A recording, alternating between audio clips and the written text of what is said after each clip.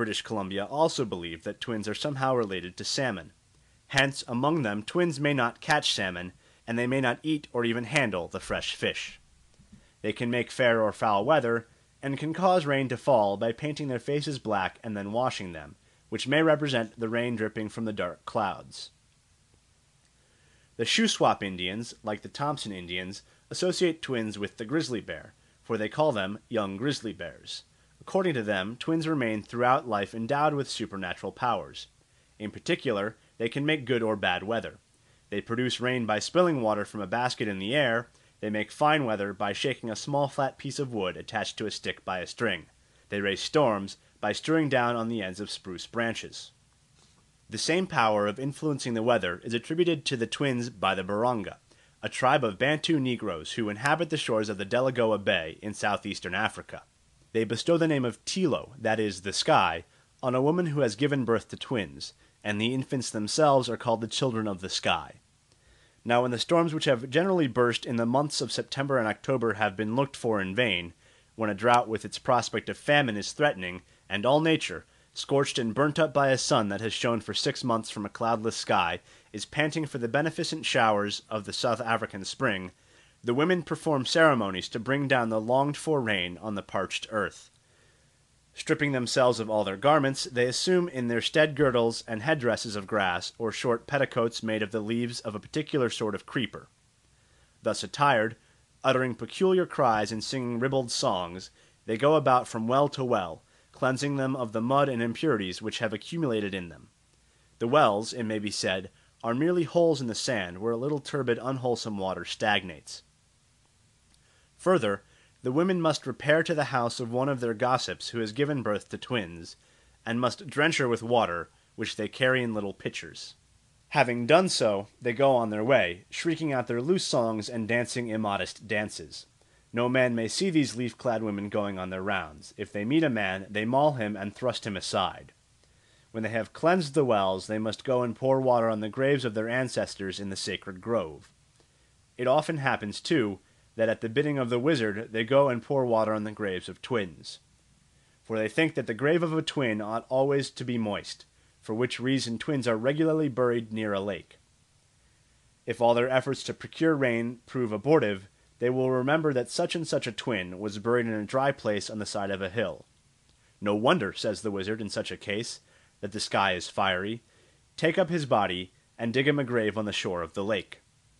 His orders are at once obeyed, for this is supposed to be the only means of bringing down the rain. Some of the foregoing facts strongly support an interpretation which Professor Oldenburg has given of the rules to be observed by a Brahmin who would learn a particular hymn of the ancient Indian collection known as the Samaveda. The hymn, which bears the name of the Sakvari song, was believed to embody the might of Indra's weapon, the thunderbolt, and hence, on account of the dreadful and dangerous potency with which it was thus charged, the bold student who essayed to master it had to be isolated from his fellow men, and to retire from the village into the forest. Here for a space of time, which might vary, according to different doctors of the law, from 1 to 12 years, he had to observe certain rules of life, among which were the following. Thrice a day he had to touch water. He must wear black garments and eat black food. When it rained, he might not seek the shelter of a roof, but had to sit in the rain and say, "Water is the Sakvari song." When the lightning flashed, he said, "That is like the Sakvari song." When the thunder pealed, he said, "The Great One is making a great noise." He might never cross a running stream without touching water. He might never set foot on a ship unless his life were in danger, and even then he must be sure to touch water when he went on board. For in water, so ran the saying, lies the virtue of the Sakvari song. When at last he was allowed to learn the song itself, he had to dip his hand in a vessel of water in which plants of all sorts had been placed. If a man walked in the way of all these precepts, the rain god Parjanya, it was said, would send rain at the wish of that man. It is clear, as Professor Oldenburg well points out, that all these rules are intended to bring the Brahmin into union with water, to make him, as it were, an ally of the water powers, and to guard him against their hostility. The black garments and the black food have the same significance. No one will doubt that they refer to the rain clouds when he remembers that a black victim is sacrificed to procure rain. It is black, for such is the nature of rain. In respect of another rain charm, it is said plainly, "He puts on a black garment edged with black, for such is the nature of rain."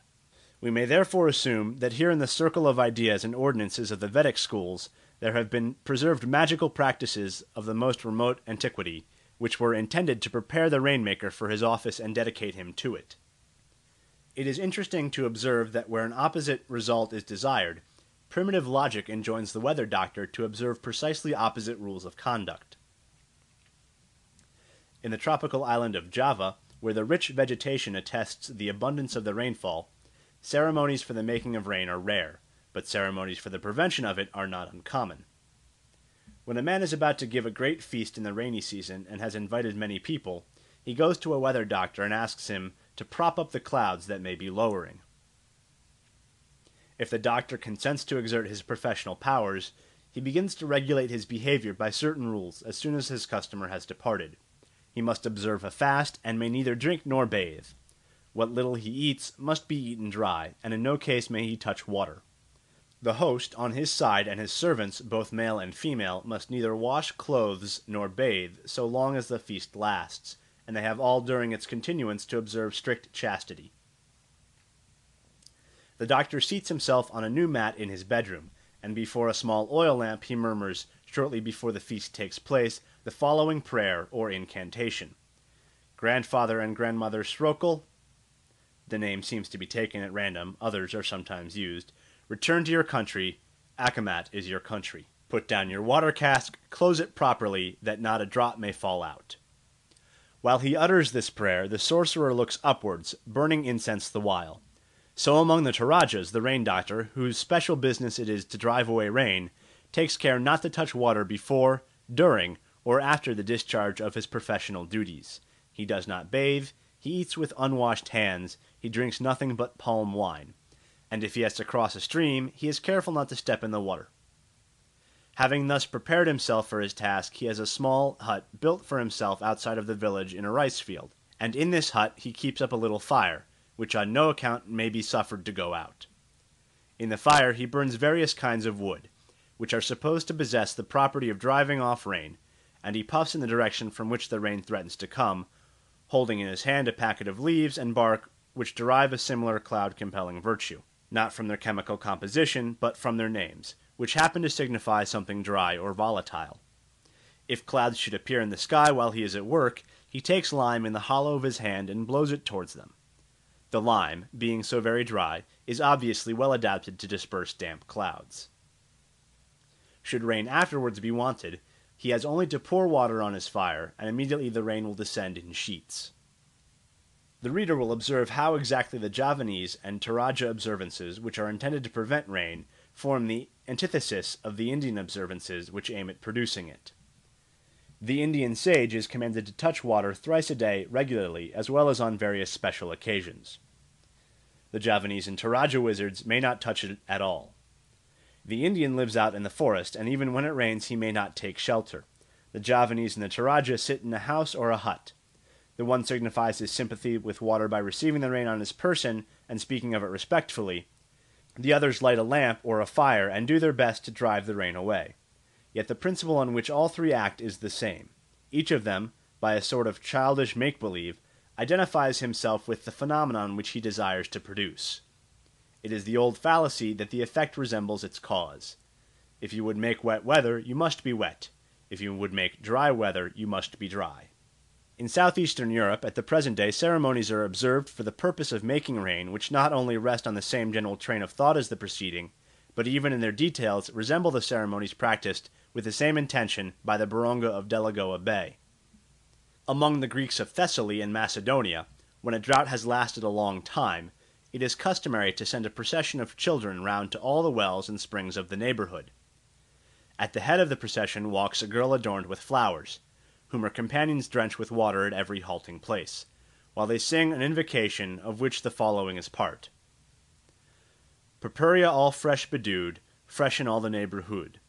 By the woods on the highway, as thou goest, to God now pray. O my God, upon the plain, send thou us a still small rain, that the fields may fruitful be, and vines and blossoms we may see, that the grain be full and sound, and wealthy grow the folks around. In time of drought, the